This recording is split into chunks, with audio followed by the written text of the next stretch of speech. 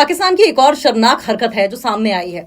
बिल्कुल अमानवीय चेहरा, इनह्यूमन चेहरा, हेनियस, बिल्कुल ही ब्रूटल, बिल्कुल निर्दयी चेहरा एक सामने आया है।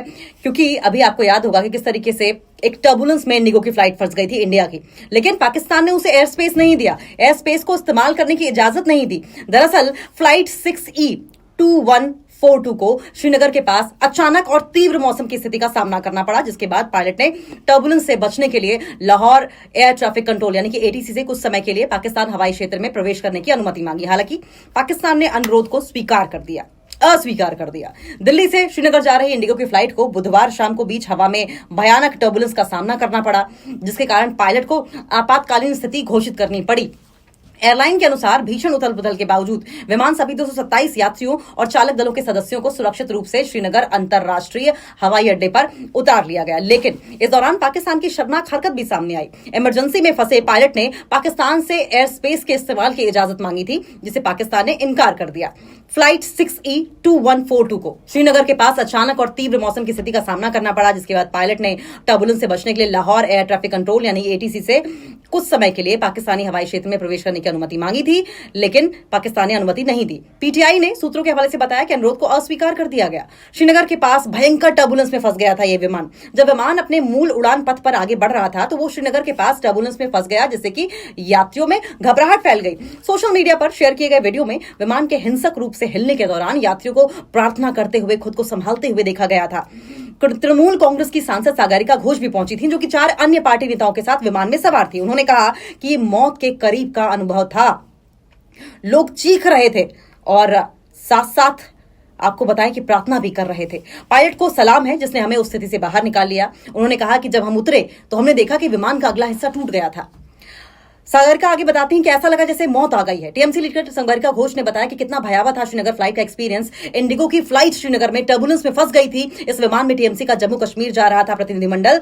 टीएमसी नेता सागरिका घोष ने बताया कि विमान में कैसे हालात थे। उन्होंने कहा मौत जैसा अनुभव था, लोग डरे हुए थे, दुआएं कर रहे थे। टीएमसी का प्रतिनिधिमंडल 23 मई तक जम्मू कश्मीर में रहने वाला है। दरअसल इंडिगो की फ्लाइट 6E2142 को बुधवार को श्रीनगर एयरपोर्ट पर इमरजेंसी लैंडिंग करनी पड़ी। विमान भयंकर टर्बुलेंस में फंस गया था और इसका अगला हिस्सा बुरी तरीके से क्षतिग्रस्त हो गया था। मौसम बिगड़ने से विमान के अंदर की हालात कैसे थे, उसके डरावने वीडियो सामने आए हैं। और इसी फ्लाइट में टीएमसी की नेता सागरिका घोष भी सवार थी। सागरिका ने इस फ्लाइट में जो हुआ उसके बाद कहा कि यह बिल्कुल मौत जैसा अनुभव था।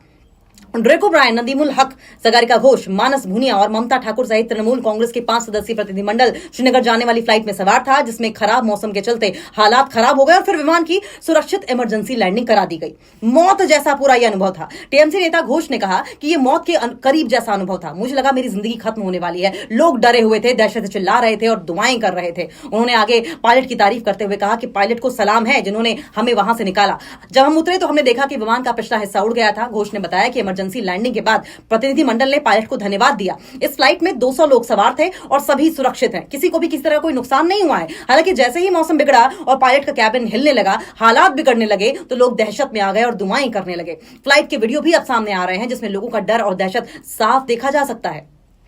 जम्मू कश्मीर क्यों पहुंचा है टीएमसी प्रतिनिधिमंडल, ये भी जरा समझिए। टीएमसी प्रतिनिधिमंडल 23 मई तक जम्मू कश्मीर में रहेगा और श्रीनगर के अलावा पुंछ और राजौरी का दौरा करेगा। पार्टी ने कहा कि प्रतिनिधिमंडल सीमा पार हमलों से प्रभावित लोगों के साथ एकजुटता व्यक्त करने और अपने परिवार वालों को खोने वाले लोगों का दुख शेयर करने के लिए वहां पर पहुंचा है। वो तमाम लोग जो कि पाकिस्तान की गोलीबारी में प्रभावित हुए हैं, क्योंकि पाकिस्तान की ओर से रिहायशी इलाकों को निशाना बनाया गया था, मासूम लोगों को निशाना बनाया गया था, गुरुद्वारों को, स्कूलों को, अस्पतालों को, मंदिरों को निशाना बनाया गया था। और ऐसे में उन लोगों के साथ सॉलिडारिटी में खड़ा होने के लिए ये दल वहां पर पहुंचा है।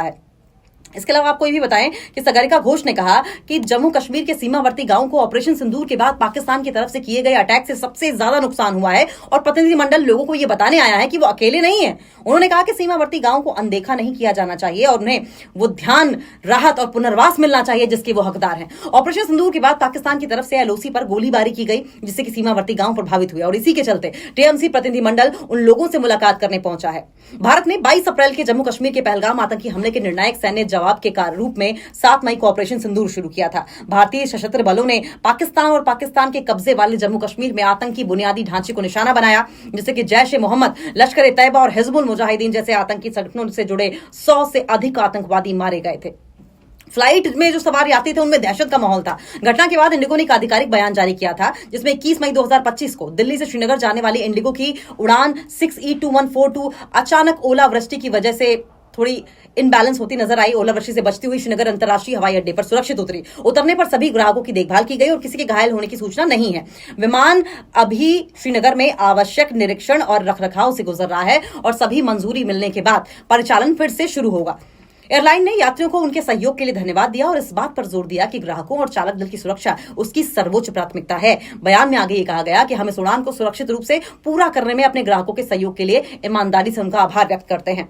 हमेशा की तरह हमारे ग्राहकों और चालक दल की सुरक्षा हमारी सर्वोच्च प्राथमिकता है। दरअसल डीजीसीए ने जांच के दिए आदेश और इस बीच विमानन नियामक नागरिक उड्डयन महानिदेशालय ने प्रोटोकॉल के पालन और विमान को मौसम संबंधी नुकसान की सीमा का आकलन करने के लिए घटना की जांच शुरू कर दी है। प्रारंभिक रिपोर्ट्स ये कह रही हैं कि विमान के नोज कोन और संभवतः अन्य बाहरी हिस्सों को ओलावृष्टि की वजह से, हेल स्टॉर्म की वजह से नुकसान पहुंचा। एयरपोर्ट अधिकारियों ने पुष्टि की है कि विमान को एयरक्राफ्ट ऑन ग्राउंड का दर्जा दिया गया है, जिसका अर्थ यह है कि यह मरम्मत और सुरक्षा मंजूरी पूरी होने तक उड़ान संचालन के लिए फिलहाल अनुपयुक्त है, यानी कि पूरी तरीके से विमान फिट नहीं है उड़ने के लिए और यही वजह है कि इसको मेंटेनेंस की जरूरत है और मेंटेनेंस किस हिसाब से किया जाएगा इस बात को जांचा जा रहा है। और जिस तरीके से यात्रियों की ओर से, पैसेंजर्स की ओर से सहयोग किया गया उसका तो बड़ा धन्यवाद किया ही है। लेकिन अगर हम पाकिस्तान की बात करें, देखिए पाकिस्तान लगातार आतंकवाद को लेकर घेरा जाता रहा है, अपने अमानवीय चेहरे को लेकर घेरा जाता रहा है। यह अच्छा मौका था कि पाकिस्तान अंतरराष्ट्रीय लेवल पर, अंतरराष्ट्रीय इंटरनेशनल लेवल पर एक अच्छी छवि प्रोजेक्ट कर सकता था। भारत ने जो तमाम दावे किए थे आतंकवाद के, मासूम लोगों को मारने के, उन दावों को झुटलाने का मौका था। हालांकि दावे सच हैं, लेकिन अगर वो ऐसा कर देता तो संभवतः दुनिया भर में इसको भुना भी सकता था। लेकिन पाकिस्तान जो है वो अपनी आदत से मजबूर है।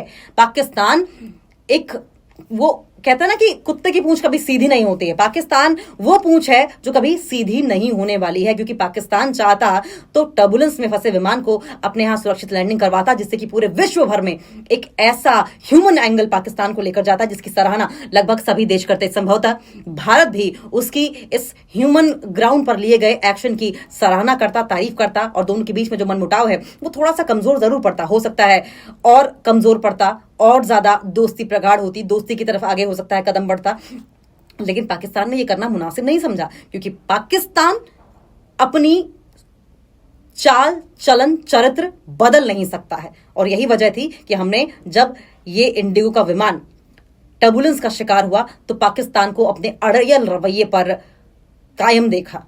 पाकिस्तान उन तमाम लोग, मासूम लोग जिनकी जान खतरे में थी, चाहता तो उनकी जान की सुरक्षा के लिए कदम आगे बढ़ा सकता था, लेकिन पाकिस्तान ने ऐसा मुनासिब नहीं समझा। पाकिस्तान ने एक बार फिर से दिखा दिया कि मानवता को लेकर, हिंदुस्तान को लेकर, आम जनता को लेकर, आवाम को लेकर वो क्या सोचता है। पाकिस्तान आतंक परस्त मुल्क था, आतंक परस्त मुल्क रहेगा, मौत की फैक्ट्री था और मौत की फैक्ट्री ही रहेगा।